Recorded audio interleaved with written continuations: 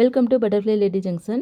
இன்றைக்கி நம்மளோட சேனலில் என்ன கிளாஸ் சொல்லி தரப்போகிறோம் அப்படின்னா, இப்போ வந்து பார்த்திங்கன்னா புதுசாக தையல் கற்றுக்கிறவங்களுக்கு டேப்லேருந்து அளவை எடுத்து மார்க் பண்ணும்போது எவ்வளோ தையலுக்கு விடணும், அதை எப்படி நம்ம வந்து மார்க் பண்ணணும் அப்படிங்கிறது கொஞ்சம் வந்து புரியாது. நம்மளோட வீடியோவில் தெளிவாக சொல்லிக் கொடுக்க போகிறோம். சிம்பிளாக சொல்லணும் அப்படின்னா, அளவு ப்ளவுஸ்லேருந்து அளவுகளை நம்ம பேப்பரில் எழுதி வச்சுக்கிட்டோம், சரிங்களா? இந்த எழுதி வச்சுருக்க அளவை வச்சு நம்ம வந்து ப்ளவுஸில் மார்க் பண்ணி கட் பண்ண போகிறோம். அதுவுமே பிகினர்ஸ்க்குலாம் எளிமையாக புரிகிற மாதிரி நான் வந்து சொல்லித்தர போகிறேன். நீங்கள் வந்து சேனலுக்குள்ளே புதுசாக வந்திருக்கீங்கன்னா நீங்கள் சேனலை ஃபாலோ பண்ணிக்கோங்க. அளவு ப்ளவுஸோட அளவுகள் எல்லாத்தையுமே நம்ம வந்து பேப்பரில் எழுதிக்கிட்டோம். ரெடி அளவு தான் எடுத்திருக்கோம். இனிமேல் தான் நம்ம தையலுக்கெல்லாம் சேர்த்து மார்க் பண்ண போகிறோம். நம்ம கட் பண்ணக்கூடிய ப்ளவுஸ் பார்த்திங்க அப்படின்னா சாதா ப்ளவுஸ் தான். சாதா ப்ளவுஸில் ஒரு பக்கம் கரைப்பகுதி இருக்கும், ஒரு சைடு மடிப்பு பகுதி இருக்கும். மடிப்பு பகுதி எப்போதுமே நம்ம சைடு இருக்க மாதிரி பார்த்துக்கோங்க. சரி வாங்க ஃப்ரெண்ட்ஸ், எப்படி பேக் பார்ட்டை கட் பண்ணலாம் அப்படிங்கிறத பார்க்கலாம்.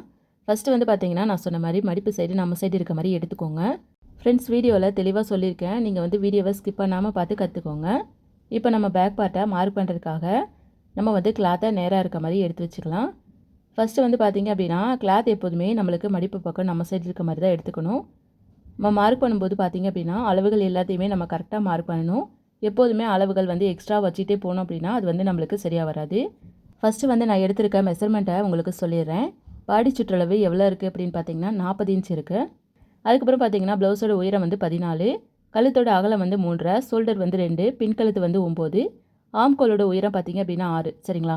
பேக் பார்ட்டோட அளவுகள் நான் வந்து சொல்லிட்டேன்.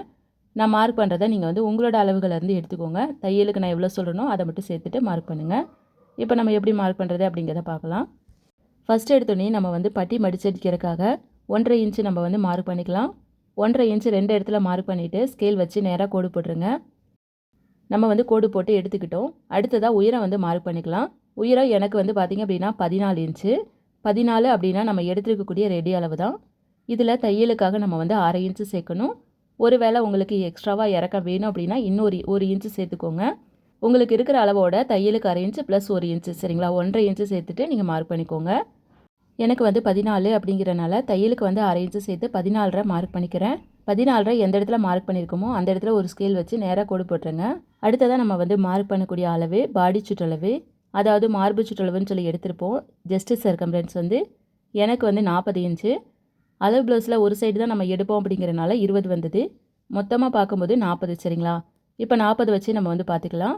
நம்மளோட ஜஸ்ட் சர்க்கம்ஃபரன்ஸோட மெஷர்மெண்ட்ஸை 4ஆல் டிவைட் பண்ணிக்கோங்க. நம்மளுக்கு கிடைக்கக்கூடிய அளவு தான் ஒரு சைடோட அளவு. எனக்கு வந்து பார்த்திங்க அப்படின்னா 40 4ஆல் டிவைட் பண்ணும்போது 10 வந்திருக்கு. அந்த 10 இன்ச்சை நம்ம மடிப்பு பகுதியிலேருந்து எந்த இடத்துல வருதோ அந்த இடத்துல மார்க் பண்ணிக்கலாம். உங்களோட அளவை நீங்கள் 4ஆக பிரிச்சுக்கோங்க, இல்லைன்னா 4ஆல் வகுத்துக்கோங்க, சரியாக வந்துடும். இப்போது நம்ம வந்து அந்த மார்க் பண்ணதுக்கு பக்கத்தில் ஒரு ஸ்கேல் எக்ஸ்ட்ராவாக தையலுக்கு விட்டுக்கலாம். இப்போ நம்மளுக்கு வந்து ஒரு பாக்ஸ் மாதிரி கிடச்சிருக்கு. அதுக்கு அடுத்ததாக பார்த்திங்கன்னா கழுத்தோட அகலம் மார்க் பண்ணிக்கலாம். கழுத்தோட அகலம் வந்து எனக்கு 3.5 இன்ச் வந்திருக்கு. ஃபஸ்ட்டு அந்த கோட்டிலேருந்து 3.5 இன்ச் எந்த இடத்துல வருதோ அந்த இடத்துல மார்க் பண்ணிக்கோங்க. ஒருவேளை உங்களுக்கு வந்து கழுத்து அகலம் தள்ளி வரணும் அப்படின்னா நீங்கள் வந்து 1/2 இன்ச்சு எக்ஸ்டெண்ட் பண்ணிக்கோங்க, சரிங்களா?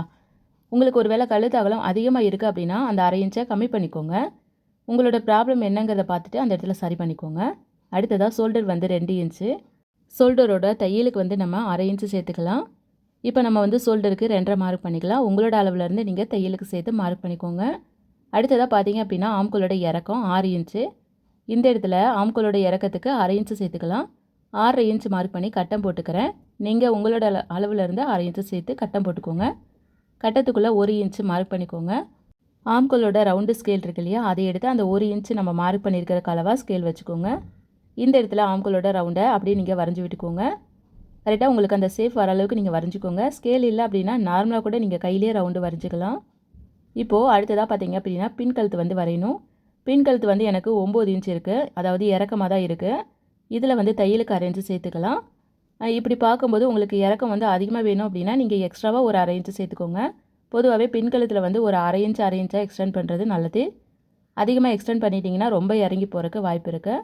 தையலுக்கு 1/2 இன்ச்சு, அதுக்கப்புறம் உங்களுக்கு எக்ஸ்ட்ராவே வேணும்னா 1/2 இன்ச்சு, சரிங்களா? இல்லைன்னா நார்மலாக நீங்கள் தையலுக்கு மட்டும் சேர்த்து வரைஞ்சிக்கோங்க. அதுக்கப்புறம் இவங்க வந்து நல்லாவே இறக்கமாக போடுறவங்க தான். கழுத்தை வந்து நல்லாவே அகலமாக போடுவாங்க. அதனால் நம்ம வந்து கழுத்தை அகலமாக வரைஞ்சிக்கலாம். உங்களுக்கு கழுத்து வந்து எந்த அளவுக்கு வந்து டிசைன்ஸ் அந்த ரவுண்டு வேணுமோ அந்தளவுக்கு நீங்கள் வந்து வரைஞ்சிக்கோங்க.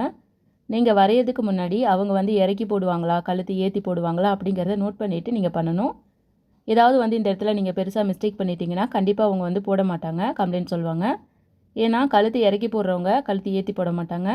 கழுத்து ஏற்றியே போட்டு பழகினவங்க கழுத்து இறக்கி இருந்தால் பிடிக்காது. அதை நீங்கள் பார்த்து நோட் பண்ணி கவனமாக கட் பண்ணிக்கோங்க. இப்போது நம்ம வந்து என்ன பண்ணணும் அப்படின்னா, இப்போ நம்ம மார்க் பண்ணி கம்ப்ளீட் பண்ணிட்டோம் இல்லையா? மெஷர்மெண்ட்ஸ் எல்லாமே 1 செகண்ட் திரும்ப செக் பண்ணிவிட்டு நீங்கள் வந்து கட் பண்ண ஆரம்பிக்கலாம். கழுத்தோட ரவுண்ட்லேருந்து ஆம்கோல் ரவுண்டு வரைக்கும் நம்ம வந்து அப்படியே கட் பண்ணி எடுத்துக்கலாம். நான் வந்து உங்களுக்கு ஈஸியாக புரிகிற மாதிரி தெளிவாக சொல்லிக் கொடுத்துருப்பேன் அப்படின்றத நான் நினைக்கிறேன். உங்களுக்கு ப்ளவுஸ் சம்மந்தமாக ஏதாவது சந்தேகங்கள் இருந்தாலும் கமெண்ட் பாக்ஸில் கேட்கலாம். நெக்ஸ்ட் வீடியோவில் நான் வந்து சொல்லிக் கொடுத்து வீடியோ போடுறேன். என்கிட்ட நீங்கள் ஸ்பெஷலாக டெய்லரிங் கிளாஸ் கற்றுக்கணும் அப்படின்னா ஸ்க்ரீனில் நம்பர் கொடுத்துருக்கேன். கான்டாக்ட் பண்ணுங்கள். கிளாஸில் ஜாயின் பண்ணி தையல் கற்றுக்கோங்க. இந்த வீடியோ உங்களுக்கு எந்த அளவுக்கு யூஸ்ஃபுல்லாக இருந்துச்சு அப்படிங்கிறத மறக்காமல் கமெண்ட் பாக்ஸில் சொல்லுங்கள். இந்த வீடியோ பார்த்து மற்றவங்களும் கட் பண்ணி தைச்சு கற்றுப்பாங்க. இதே மாதிரி யூஸ்ஃபுல்லான டெய்லரிங் வீடியோஸ்க்கு இந்த சேனலை ஃபாலோ பண்ணிக்கோங்க. நெக்ஸ்ட் வீடியோவில் பார்க்கலாம் ஃப்ரெண்ட்ஸ்.